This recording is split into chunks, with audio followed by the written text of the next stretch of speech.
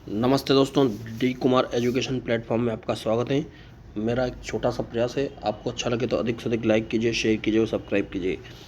दोस्तों, हम क्लास 6 की सामाजिक विज्ञान का 17वां अध्याय पढ़ रहे हैं, जिसमें भारत की जलवायु के बारे में अध्ययन कर रहे हैं। जिसमें हमने पिछले वीडियो में भारत की जलवायु के बारे में समझा थोड़ा बहुत, अतः मानसून की उत्पत्ति के बारे में समझा। आज हम भारत की जलवायु को प्रभावित करने वाले कारक के बारे में समझेंगे।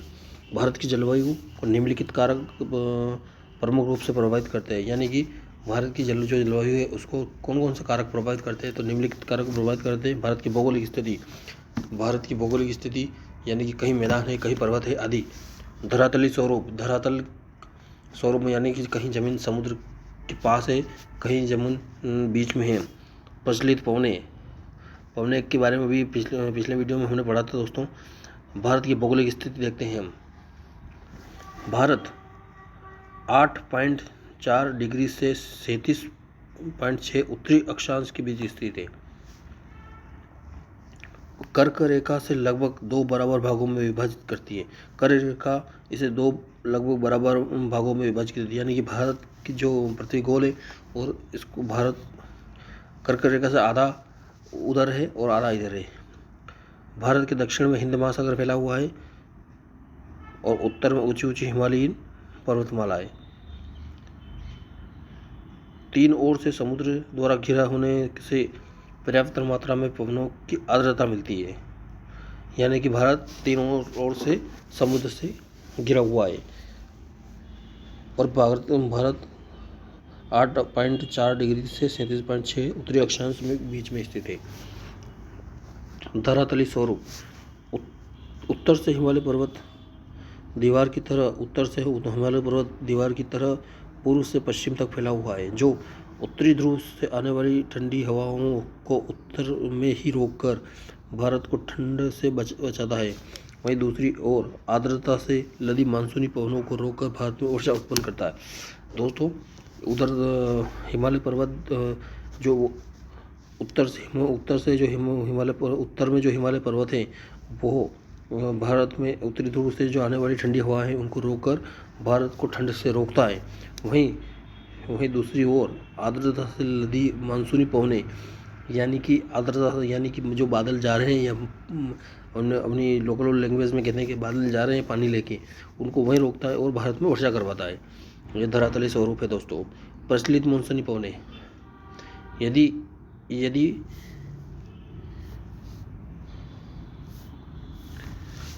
प्रचलित मानसूनी पवनें यदि भारत में मौसम के अनुसार प्रचलित पवनें की दिशा नहीं बदलती है तो यह एक शुष्क भूभाग या मरुस्थल होता है। उत्तर में एशिया महाद्वीप में वायुदाब परिवर्तन होने से प्रचलित पवनों की दिशा में भी परिवर्तन होता रहता है। यानी कि मरुस्थल क्यों होता है, क्यों मरुस्थल वर्षा क्यों नहीं होती है, उसका यही डिटेल बताया गया है दोस्तों। यदि भारत में मौसम के अनुसार प्रचलित पवनों की दिशा नहीं बदलती तो यह एक सूक्ष्म भूभाग या मरुस्थल होता। यानी कि पवनों का दिशा परिवर्तन भी होना अनिवार्य है। दिशा परिवर्तन होने के कारण ही वर्षा होती है। अगर दिशा परिवर्तन नहीं होती तो यह एक सूक्ष्म भूभाग यानी कि बिना बारिश का भूभाग और मरुस्थल होता। उत्तर में एशिया महाद्वीप में वायुदाब परिवर्तन होने से प्रचलित पवनों की दिशा में भी परिवर्तन होता रहता है। भारत की ऋतु, भारत में 4 प्रकार की ऋतु है दोस्तों। शीत ऋतु, ग्रीष्म ऋतु, वर्षा ऋतु, शरद ऋतु। शीत ऋतु, भारतीय सर्वेक्षण विभाग के द्वारा ऋतुओं का विभाजन इस प्रकार किया गया है: शीत ऋतु, ग्रीष्म ऋतु, वर्षा ऋतु और शरद ऋतु।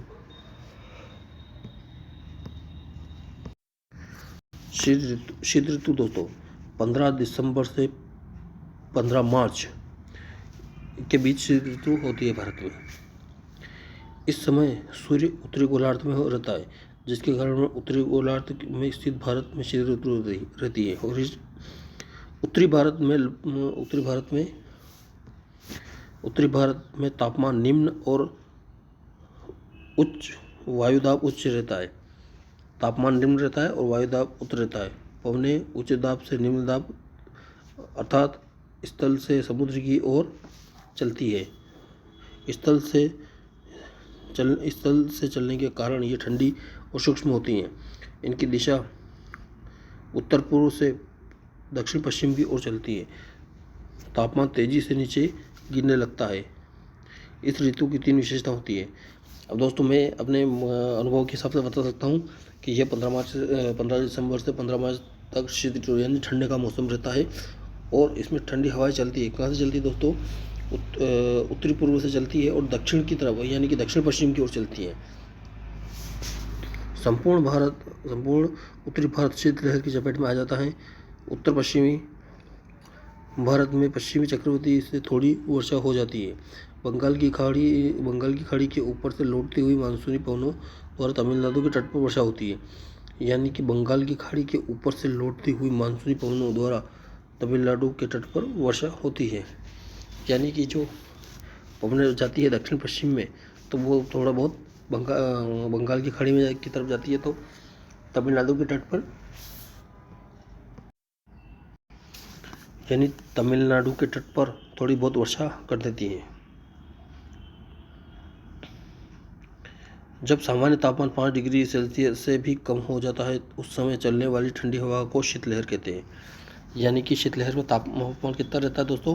5 डिग्री सेल्सियस। यह जब सामान्य 5 डिग्री सेल्सियस से भी कम हो जाता है, उस समय चलने वाली ठंडी हवा को शीतलहर कहते हैं। ग्रीष्म ऋतु 15 मार्च से 15 जून तक। अब दोस्तों ग्रीष्म ऋतु कब तक रहती है दोस्तों? 15 मार्च से 15 जून तक। इस अवधि में सूर्य उत्तरी गोलार्ध में तेज चमकने लगता है तथा तापमान में क्रमशः वृद्धि होती है। संपूर्ण भारत गर्म हो जाता है। उत्तर पश्चिमी भागों में तापमान 38 डिग्री सेल्सियस तक पहुंच जाता है। यानी कि उत्तर पश्चिमी भागों में तापमान 48 डिग्री सेल्सियस तक पहुंचा। दोपहर में गर्म और सूक्ष्म हवाएं चारों ओर चलती है और दोपहर में चलने वाली हवाओं को लू कहते हैं। दोस्तों एक शब्द आपने सुना होगा, लू। यह शीत ऋतु ग्रीष्म ऋतु में चलती है, यानी कि 15 जून के आसपास चलती हैं। दोस्तों वीडियो थोड़ा बड़ा होगा, लेकिन 2 ऋतुओं के बारे में अभी हम समझ लेते हैं। वर्षा ऋतु 15 जून से 15 सितंबर। इस समय आगे बढ़ने वाले मानसून का होता है। यह समय आगे बढ़ते हुए मानसून का होता है। इस समय भारत में हवाओं की दिशा दक्षिण पश्चिम से उत्तर पूर्वी की ओर होती है। जून के आरंभ में दक्षिण पश्चिमी मानसून केरल के तट पर पहुंच जाता है। इसी के साथ वर्षा ऋतु आरंभ हो जाती है। आर्द्रता युक्त मानसूनी गर्म पवनें मध्य जुलाई तक भारत में अधिकांश भागों में फैल जाती है, जिसकी मौसमी दशाओं पूर्णतः बदल जाती है और इन पवनों से पूर्णतः भारत में वर्षा होती है। दोस्तों अब सामान्य बोलचाल की भाषा में कहते हैं कि मानसून केरल के तट पर आ गया, उसी का उल्लेख यहाँ पर किया गया है। यानी कि वर्षा ऋतु 15 जून से 15 सितंबर।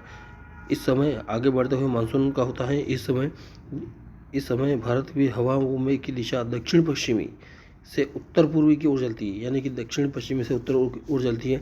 जून के आरंभ में दक्षिण पश्चिमी मानसून केरल के तट पर पहुंच जाता है, यानी कि जून के आरंभ में ही केरल के तट पर मानसून पहुंच जाता है।